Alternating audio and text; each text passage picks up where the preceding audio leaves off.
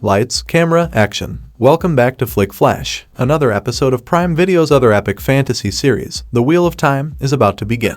The Wheel of Time Season 2 will finally take us back to the world of Robert Jordan's epic narrative this autumn when it debuts in September, nearly 2 full years after the publication of Season 1. The Two Rivers group is dispersed around the world in Season 2 as adversaries both new and old try to locate them in the struggle between light and dark. But because the first season of The Wheel of Time debuted so long ago, we've put together a thorough review of what happened in the Season 1 finale so you can catch up on where we left Rand and the rest of his pals. A major blight. The first episode of The Wheel of Time Season 1 begins with a flashback that takes place 3,000 years in the past, during the Age of Legends, and shows a far more idealized version of the world. Here, we get to know Luther and Telemann, Akka, the previous dragon reborn, and see how the Aes Sedai are becoming increasingly divided. Luz confesses his intention to finally lock up the Dark One, but Latra is against him. As a result of Luz's efforts, the world breaks and the male half of the One Power becomes corrupt. We follow Rand and Moiraine as they travel across the Great Blight to reach the Eye of the World while passing indications that the Dark One is becoming more powerful.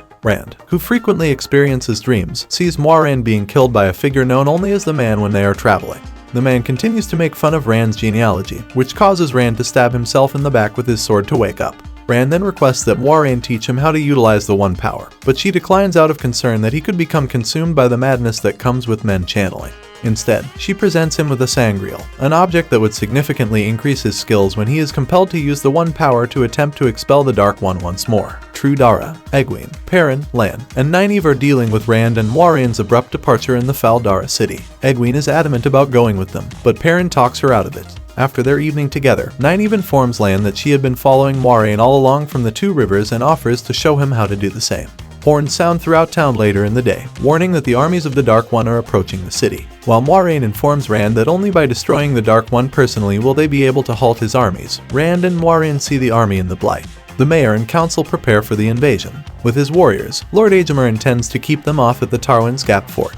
The women, especially those of them who can channel the One Power, will be responsible for defending the city if they are unable to effectively fend off the Trollocs and Fades. Later, Aegir confides in Lady Amelissa that he thinks the Dark One's strength is already too great, and that the gap will be closed in what he calls the last battle. As an alternative, they decide to put off the invasion as much as they can and dispatch messengers to alert nearby cities. But Amelissa is far more determined. "I will not let our city fall," she declares. The Eye of the World is reached by Moiraine and Rand. When he touches it, a picture of a happy life in the country with Egwene and their kid comes, transporting him into a kind of dream world. While Rand is immobilized in the dream, the Dark One manifests in reality and cuts off Moiraine's access to the One Power as she fights to protect Rand. The last fight. While Lady Amelissa gets Fal Dara ready for the attack, the troops at the Gap take a resolute stand against the Dark One's forces. Nynaeve and Egwene join Amelissa on the front lines as word spreads that any females with even the faintest link to the One Power are needed. Perrin is left feeling irritated that he isn't doing more, but Loial pushes him to inquire about non-violent ways he might assist.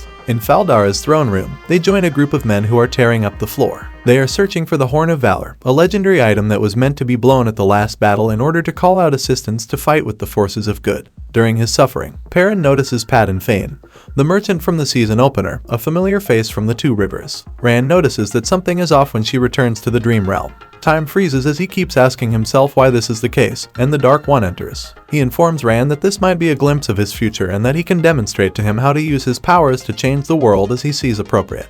The Dark One continues to tease Moiraine outside as she places a knife to Rand's neck and says, "If he doesn't choose the light, I'll choose for him." The Dark One's soldiers take control of the Gap as he tries to win Rand to his side. Amelissa teams up with the other women and starts using the One Power to protect the city. Amelissa takes more and more strength from them, unleashing a powerful magic show. When Perrin follows the sounds of fighting to a gruesome scene, she discovers Padan Fain by alone among the dead. He has led a group of Fades inside the castle, and they immediately begin to massacre everyone else, including Loial. In front of Perrin, Fain then reveals to him that he had been spying on the group in the Two Rivers for the Dark One. Fain reveals that although Rand may be the Dragon Reborn, all 5 members of the Two Rivers group are Ta'veren, or 5 focal points for the Wheel of Time itself, and that they had sent the Trollocs to the village to bring them all before the Dark One because they all have roles to play in the forthcoming plot.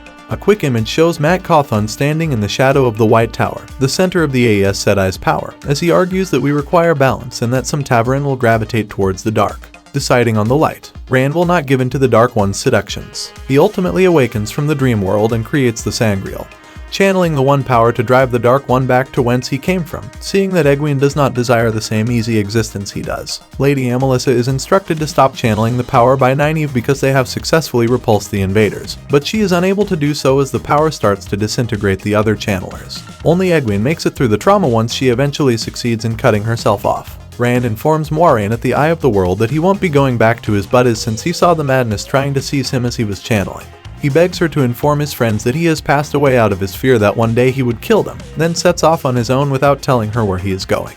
When Lan quickly gets on the scene, Moiraine is there and says she can no longer touch the source. Egwene utilizes the one power on the battlefield to raise Nynaeve from the dead. Although it was scarred by Rand's power when he expelled their enemy, Lan comments that he believed the stone at the eye couldn't be touched, even by the one power. Seeing this, Moiraine deduces that this is actually the first battle rather than the last battle. Originally, the first season concluded with a brief hint of a new invading army. Jumping to the far western shore, we find a lone boy enjoying himself on a beach when he notices a group of large ships off the coast. On the deck, channelers call forth a huge wave that threatens to crush the youngster as they go outside. Prime Video provided an additional sneak peek at the conclusion of the last episode at the beginning of August 2023. The Dark Friend social prologue from the second Wheel of Time novel is the first scene of Season 2, and it reveals that Rand hadn't exactly managed to shut away his adversary as completely as he would have believed. Season 2 of The Wheel of Time will debut on Friday, September 1st, and is currently streaming on Prime Video. Check out our picks. Thank you once again for being a part of Flick Flash. Until next time, keep watching, keep exploring, and keep that movie and TV magic alive. Don't forget to subscribe, like, and stay tuned for more exciting recaps. This is Flick Flash, signing off.